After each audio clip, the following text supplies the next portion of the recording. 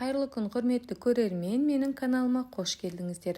Бүгін сіздермен өте жұмсақ әрі ерекше дәмді болып шығатын картошкадан чебуреки жасайтын боламыз. Видеоны соңына дейін қарап, менімен бірге жасап көріңіздер. Қалауыңызша фарш қосып жасасаңыздар да болады.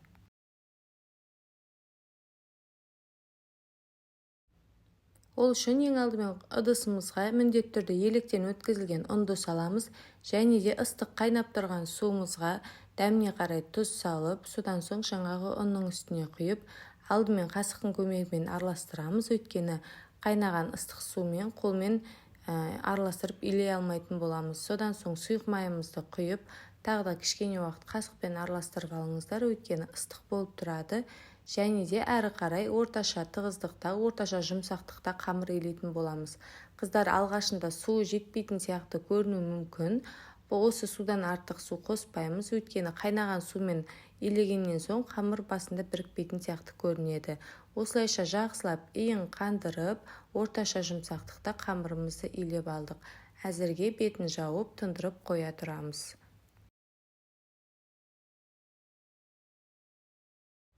Келесі біз пиязымызды қуырып алатын боламыз. Табамызға майымызды құйып қыздырып, майды көбірек қоссаңыздар да жақсы болады, қыздар. Және де үстінен пиязымызды салып, жіңішке етіп туралған пиязымызды салып, жақсылап жұмсақ болғанша қуыратын боламыз.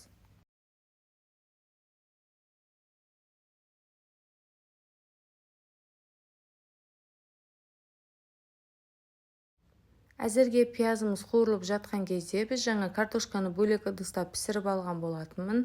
Картошкамызды алып, жаңағы картошканың езетімен жақсылап біркелкі болғанша, ешқандай да түйір қалмайынша езіп шығатын боламыз. Картошканы да жақсылап езіп алдық, және де дәміне қарай тұз, бұрыштарды қоссаңыздар болады, қара бұрыш қоссаңыз да болады. Және де жаңағы дайын қуырылып тұрған пиязымызды осы ыдысымызға салып, майымен бірге құйып, жақсылап араластыратын боламыз. Және де дәміне қарай тұз бұрышында дұрыстап салып қоямыз. Құрметті көрермен, менің видеоларым сіздерге ұнап жатса, әрі пайдалы болып жатса, басқа да адамдардың көруіне себепші болып, және де менің каналымның дамуына үлесіңізді қосып, тегін лайктарыңызды аямай басып, пікірлеріңізді жазып, менің каналыма тіркеле отыруды ұмытпаңыздар. Келесі біз осы қамырымызды дайындаймыз. Мінекей қыздар, жаңағы илеп қойған қамырымызды алып, осылайша ұзынша 4-5 бөлікке бөліп аламыз. Осылайша 4-5 ұзынша бөліктерге бөліп алдық. Ендігі кезекте қыздар, көз мөлшерімен бөлсеңіздер де болады, немесе таразының көмегімен барлығын бірдей етіп бөлсеңіздер де болады. Мен бүгін кішкене кішірек етіп жасайтын боламын. Осылайша көз мөлшерімен бөліп шықтым. Қаласаңыз үлкен етіп жасасаңыздар да болады. Осылайша барлығын майда бөліктерге бөліп шығамыз. Жаңағы бөліктерге бөлген қамырларымызды осылайша домалақ етіп, бетін пакетпен немесе пищевой пленкамен жауып қоямыз. Қыздар, матамен емес, осылайша пакетпен жауып қойсаңыздар, қамырларыңыз өте әдемі болып тұрады. Және де домалақ етіп, жұқа етіп жайып аламыз. Содан соң шеттерін жақсылап басып, вилканың көмегімен осылай бастырып шығатын боламыз. Қаттырақ басыңыздар, ортасы пісіп жатқан кезде ашылып кетпесін. Мінекей осындай өте әдемі болып шығады. Барлық чебурекиларымызды осылай жұқа етіп жайып, жандарын басып шығамыз.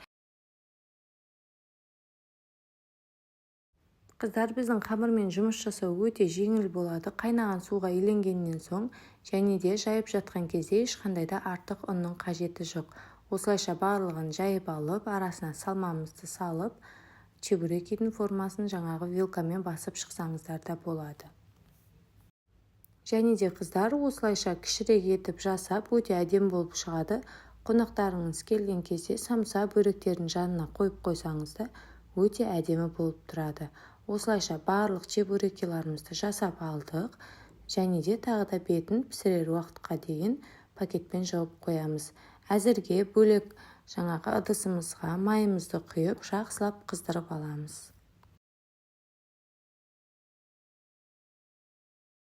Алдымен жоғары отта майымызды қыздырып аламыз, және де майымыз қызғаннан соң пешіміздің астын орташа отқа қоямыз. Қатты емес, қатты жай емес, орташа отта пісіреміз.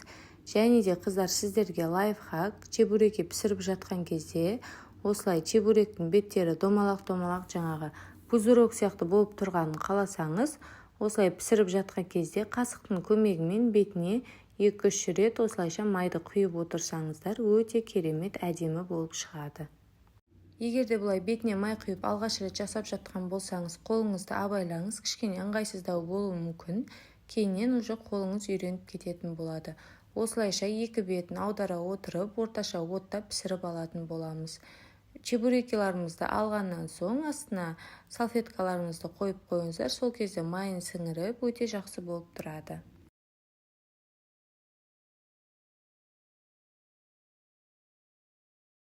Құрметті көрермен, міндетті түрде каналыма кіріп, видеоларымды қарап көріңіздер.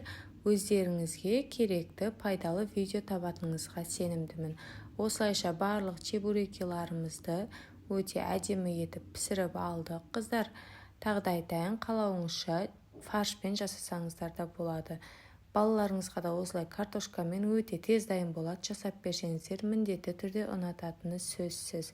Осылайша барлық чебурекиларымызды пісіріп алдық. Мінекей қыздар, өте әдемі әрі өте дәмді, жұп-жұмсақ болып шығады. Міндетті түрде жасап көріңіздер. Осылайша кетчуппен ұсынсаңыздар да болады. Және де қонақ күткенде самсаларыңыздың жанына қойсаңыздар да, міне осылай кішкентай етіп жасасаңыздар, өте керемет болып шығады. Және де қалауыңызша фарш қосып үлкен етіп жасасаңыздар да болады. Қыздар, міндетті түрде жасап көріңіздер, сіздерге ұнайтыны сөзсіз. Видеоларым ұнап жатса лайк басып, пікір қалдырып, каналымның дамуына үлесіңізді қосып, тіркеліп отыруды ұмытпаңыз. Баршаңызға рахмет.